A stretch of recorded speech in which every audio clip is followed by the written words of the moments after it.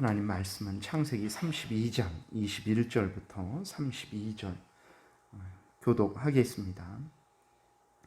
그 예물은 그에 앞서 보내고 그 무리 가운데에서 밤을 지내다가 밤에 일어나 두 아내와 두 여종과 11 아들을 인도하여 야복 나루를 건널세 그들을 인도하여 시내를 건너가게 하며 그의 소유도 건너가게 하고 야곱은 홀로 남았더니 어떤 사람이 날이 새도록 야곱과 씨름하다가 자기가 야곱을 이기지 못함을 보고 그가 야곱의 허벅지 관절을 치매 야곱의 허벅지 관절이 그 사람과 씨름할 때에 어긋났더라. 그가 이르되 날이 새려하니 나로 가게 하라. 야곱이 이르되 당신이 내게 축복하지 아니하면 가게 하지 아니하겠나이다. 그 사람이 그에게 이르되 내 이름이 무엇이냐? 그가 이르되 야곱이니이다. 그가 이르되 내 이름을 다시는 야곱이라 부를 것이 아니요 이스라엘이라 부를 것이니 이는 내가 하나님과 및 사람들과 겨루어 이겼음이니라. 야곱이 청하여 이르되 당신의 이름을 알려주소서. 그 사람이 이르되 어찌하여 내 이름을 묻느냐 하고 거기서 야곱에게 축복한지라. 그러므로 야곱이 그곳 이름을 브니엘이라 하였으니 그가 이르기를 내가 하나님과 대면하여 보았으나 내 생명이 보존되었다 함이더라.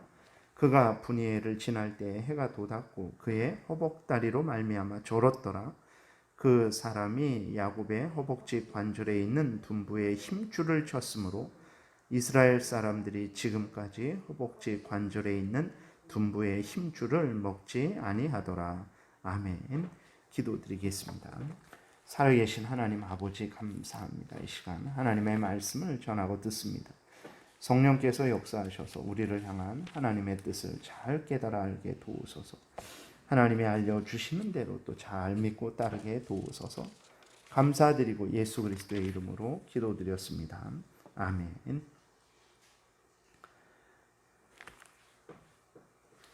오늘 그 본문에 보게 되면 우리가 아주 잘 아는 내용입니다. 야곱이 야복강을 건너기 전에 이제 천사와 그 강가에서 씨름하는 그러한 내용이 기록되어 있는 본문인데 여기에 보게 되면 이제 야곱이 어떤 사람과 씨름을 했다라고 이렇게 기록이 되어 있어요. 어떤 사람과 씨름을 했는데 그 어떤 사람은 누구냐 그랬을 때에 그 어떤 사람은 바로 하나님이라는 것을 성경이 이야기하고 있습니다. 그러니까 하나님이 사람의 모습으로 나타나신 거예요.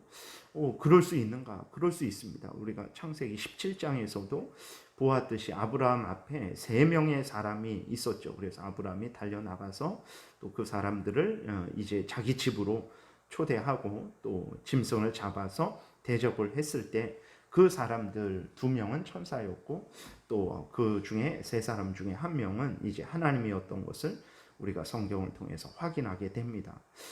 그래서 오늘 본문에서도 어떤 사람은 누구냐 그랬을 때 바로 그 어떤 사람은 하나님이다라는 것을 이제 우리가 보게 되죠. 그 이후로 그 사람이 하나님인 것을 어떻게 아느냐 그랬을 때에 이제 그 26절에도 보게 되면 야곱이 그 사람에게 자기를 축복해 달라고 간절히 간구하는 것을 보게 됩니다. 그리고 또 그 야곱이 30절에도 보게 되면 그 이름 자기가 천사와 씨름했던 그곳 이름을 짓는데 브니엘이라고 이렇게 줘요. 브니엘이라는 것은 이제 하나님의 얼굴을 말하는 거죠. 하나님을 직접 대면해서 봤다라고 이렇게 해서 그곳 이름을 브니엘이라고 합니다. 그래서 야곱과 씨름한 사람이 누구냐 그랬을 때 그 사람은 하나님이 사람의 모습으로 나타난 것이다 라고 우리가 생각하면 되겠습니다. 그 다음에 천사와 씨름했다라고 이렇게 이야기를 해요. 그러니까 그 사람 천사는 하나님이 그 사람의 모습으로 천사의 모습으로 나타난 거예요.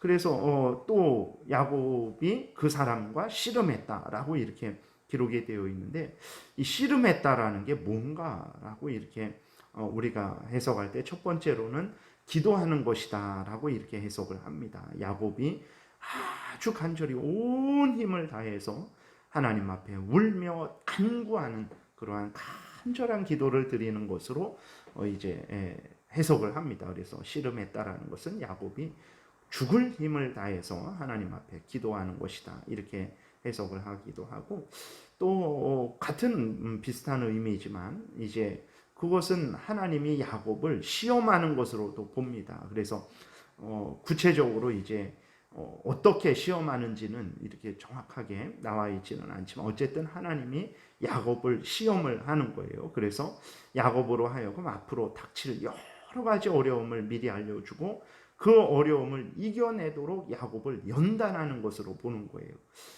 근데 그것이 이제 기도하는 것이든 이렇게 하나님이 주시는 어려움을 당하는 것이든 중요한 것은 뭐냐면 야곱이 그 순간에 온 힘을 다해서, 죽을 힘을 다해서 그 기도를 했던 것이고, 또 그 다음에 그 씨름을 했다라는 것을 우리가 알게 되는 거죠. 그래서 그 25절에 보게 되니까 야곱이 얼마나 온 힘을 다해서 그 기도를 하고 또 그 씨름을 했는지, 이제 그 25절에 보니까 그 사람이, 즉 이제 하나님이죠. 하나님이 자기가 야곱을 이기지 못함을 보고라고 이렇게 기록이 되어 있어요.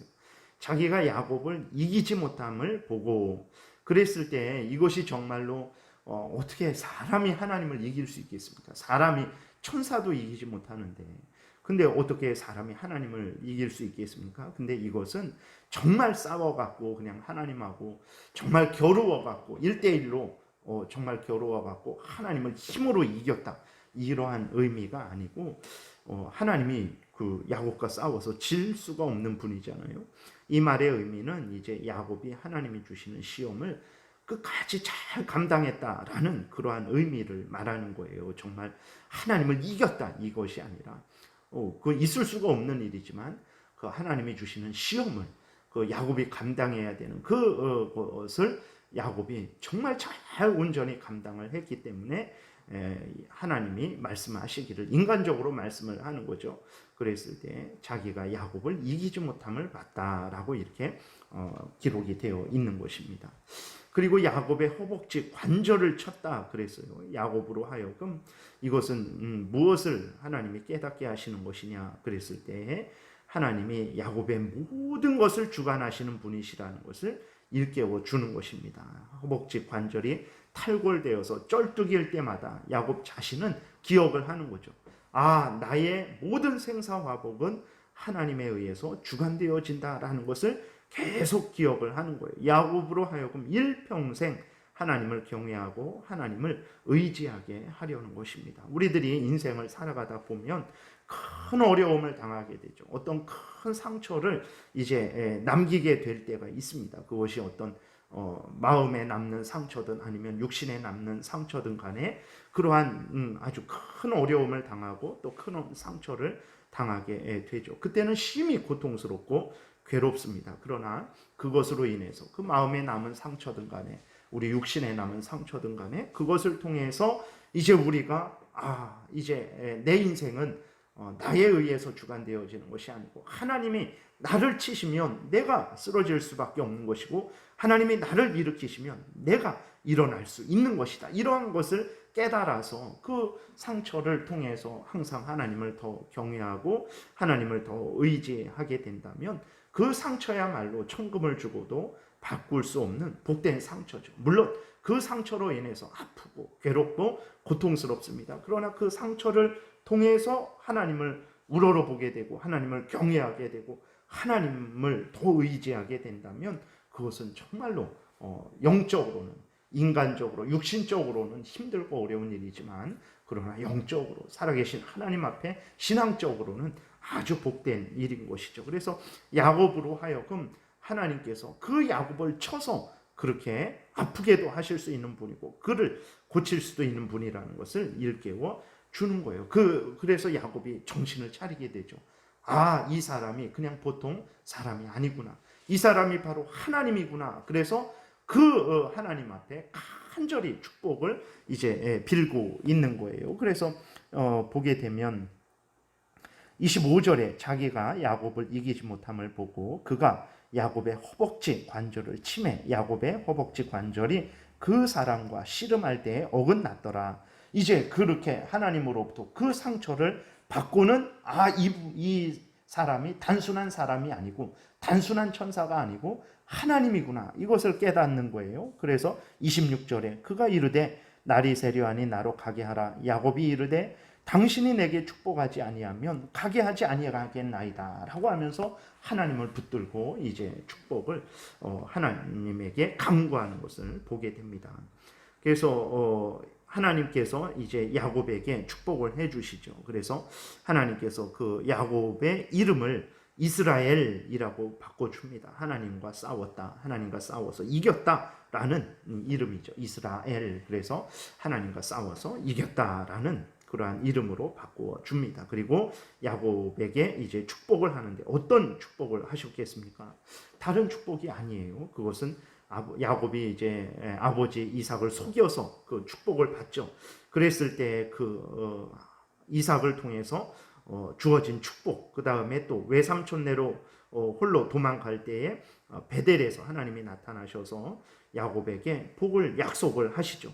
또 외삼촌네에서 돌아올 때에도 꿈에 나타나셔서 하나님이 복을 약속을 하십니다. 그 축복을 동일하게 하신 것입니다. 그래서 아브라함과 이삭과 야곱과 그 후손들을 하나님의 백성으로 삼아 주시는 축복, 그리고 가나안 땅을 주시는 축복. 가나안 땅을 왜 주십니까? 그 가나안 땅은 그곳을 통해서 하나님의 구원 역사를 이루는 터전이기 때문에 하나님께서 그 가나안 땅을 사용하시는 차원에서 가나안 땅을 주시는 것이죠. 그리고 그 가나안 땅을 통해서 천국을 알려주는 거예요. 하나님이 주시는 땅이 있다, 하나님이 주시는 천국이 있다라는 것을 가나안을 통해서 이제 그들에게 알려주시는 거죠. 그런 차원에서 가나안 땅을 주시는 것이지 단순히 이 땅에서, 이 지구상에서 이 땅을 많이 가지고 이 땅에서 어떤 잘 먹고 잘 살아라, 그런 차원으로 가나안 땅을 주시는 것이 아닙니다. 하나님의 구원 역사를 이루는 터전으로서의 가나안 땅이고 천국을 예표하는 것으로서의 가나안 땅입니다. 그리고 이제 아브라함과 이삭과 야곱 그 후손들을 통해서 구원자 메시아가 오도록 하는 그 사명을 감당하는 축복을 이제 주신 것입니다. 그래서 물론 이것들을 위해서 이제 필요한 일용할 양식들을 하나님께서 허락하시는 거죠. 그러나 진정 하나님이 주시는 그 축복은 바로 앞에서 말씀드린 대로 하나님의 자녀가 되는 축복이죠. 그리고 가나안 땅을 얻고 그 가나안 땅에서 이제 하나님의 구원의 역사, 예수 그리스도가 오게 하시고 그 다음에 그 예수 그리스도를 통해서 그 십자가의 그 예수 그리스도의 구원의 그 대속의 죽음이 이루어지게 되는 그 모든 것들을 이루시는 그 사명을 잘 감당하게 하려는 그러한 축복을 하나님이 해주셨다는 것을 우리가 기억해야 되는 것입니다. 그랬을 때 이러한 축복을 이제 너무 육신적으로만 생각해서는 안 되는 것이 왜 그러냐면 이렇게 이 약복강가에서 하나님과 씨름해서 하나님을 이겼잖아요. 그 시험, 하나님이 주시는 시험을 감당을 했습니다. 간절히 목숨을 걸고 하나님 앞에 기도를 했어요. 그래서 하나님으로부터 복을 받았죠. 근데 이 야곱이 이제 가나안 땅에 들어가서 겪게 되는 일들은요, 감당할 수 없는, 상상할 수 없는 그러한 아주 고통스러운 일들을 겪게 됩니다. 외삼촌네에서 20년 동안 그 멸시천대 조롱을 받은 것은요, 아무것도 아닙니다. 이제 가나안 땅에 들어가서 그 다음부터 야곱이 겪게 되는 일들은 진짜 상상할 수도 없는 일이에요. 그 딸 디나가 강간을 당하게 되죠. 그리고 또 그 오빠들이 그 세겜 족속을 완전히 이렇게 어느 정도 예를 들어서 예배 드리는 것을 통해서 예를 들어서 오늘날에 세례 받는 것을 통해서 그 사람들을 속여갖고 하나님의 거룩한 성례를 가지고 그 사람들을 속여서 아주 족속을 완전히 진멸하게 되죠. 그것으로 인해서 얼마나 주변 민족으로부터 두려움을 당하는지 모릅니다. 물론 그것에 대해서 하나님께서 막아주시지만, 그리고 또 이제 이동하면서 자기가 가장 사랑했던 그 라헬이 목숨을 잃게 되는 거죠. 그리고 또 겨우 어느 정도 안정되나 싶었는데 그 형들이 요셉을 애굽에 팔아버립니다. 그래서 야곱이 그 애굽으로 내려가서 요셉을 만나기까지 야곱은 늘 이러한 고통 속에서 그 큰 아픔을 가진 상태에서 슬픔 중에 그 인생을 살아가게 되는 거예요. 그래서 하나님이 축복하셨다라는 것을 우리가 오늘 본문에서 해석할 때에 물론 이 땅에 일용할 양식으로서 우리에게 풍부하게 주십니다. 그러나 이 땅에 이 생의 잘됨, 그 다음에 안목의 정욕, 육신의 정욕, 이것을 주시는 것이 하나님의 궁극적인 축복이 아닙니다. 그 야곱은 그런 축복을 받지를 못했어요. 이후로 보게 되면. 그래서 우리가 다시 한번 하나님이 우리를 통해서 이루시고자 하시는, 주시고자 하시는 복이 무엇인가 그랬을 때 하나님이 우리 하나님 되고 또 우리가 하나님의 백성이 되어서 하나님을 영화롭게 하고 하나님의 영광을 드러내고 하나님으로 인해 우리가 즐거워하고 기뻐하는 그러한 삶을 살게 하시려고 예수 그리스도 안에서 우리를 구원하신 것임을 우리가 기억을 해야 되고, 우리들은 정말 하나님께서 우리를 인도하실 때 항상 좋게, 복되게, 평안하게 인도하셨으면 좋겠는데, 그러나 하나님이 그렇게도 인도해 주시지만 때로는 정말 야곱과 같이 이러한 참으로 감당 못할 그러한 차원까지도 우리에게 어려움을 그렇게 주시기도 하십니다. 그러나 하나님이 우리를 미워해서 그렇게 하신 것이 아니죠. 야곱을 미워해서 그렇게 하신 것이 아닙니다. 그런 것을 통해서 야곱으로 하여금 하나님을 향하게 하고 하나님만 바라보게 하고 하나님의 뜻만을 따라가게 하는 그러한 것을 이루시는 거죠. 그래서 우리도 정말 때로는 하나님이 복되게 하실 때, 또 때로는 하나님이 내 마음대로 인도하시지 않을 때 어떻게 해야 되는가, 늘 야곱을 생각하면서 하나님을 더 의지하고 더 경외하는 그러한 삶을 우리가 살아야 되겠습니다. 그리고 우리들이 하나님의 인도하심을 너무 쉽게, 너무 이렇게 편안한 것으로 가볍게 그렇게 생각을 해서는 안 되겠죠. 그래서 늘 하나님 앞에 목숨을 걸고 하나님이 우리 찬송가대로 악을 골짝, 그 죽음의 골짝, 그 험한 골짝으로 우리를 인도하시면 또 인도하시는 대로 따라가고, 좋은 길로 인도하시면 또 감사하고 기뻐하고 따라가고, 그렇지 않을지라도 우리가 하나님의 인도하심이라면 정말 목숨을 걸고 항상 준비된 상태가 되어 있어야죠. 하나님이 이쪽으로 인도하시면 아멘, 하나님 순종하겠습니다 하고 따라가는 그런 마음과 태도가 우리에게 있어야 되겠습니다. 그래서 우리가 이후로 또 야곱의 삶에 대해서 하나님이 어떻게 인도하셨는지 살펴볼 텐데, 이렇게 하나님 앞에 그 시험을 이겼는데도 불구하고 이후로 일어나는 일들은 정말 인간적으로 감당할 수 없는 그러한 일을 당했죠. 그런데도 하나님이 도우셔서 야곱이 끝까지 잘 인생을 마무리한 것을 또한 우리는 보게 됩니다. 그래서 하나님이 이렇게 인도하시든 저렇게 인도하시든 기뻐하고 즐거워하고 감사하며 하나님께 순종하는 우리들이 되어야 되겠습니다. 기도드리겠습니다. 살아계신 하나님 아버지, 감사합니다.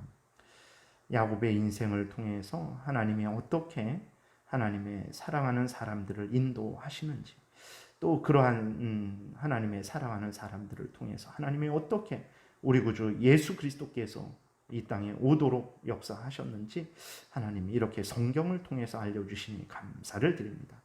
하나님 앞에 하나님이 인도하시는 이 놀라운 역사를 바라보면서 우리가 하나님을 경외하고, 또 하나님이 야곱을 인도하신 것처럼 우리를 인도하실 때에 우리가 하나님 앞에서 아멘하고 기꺼이 즐거이 순종하는 복된 삶을 살아갈 수 있도록 하나님께서 항상 도우시고 인도하여 주옵소서.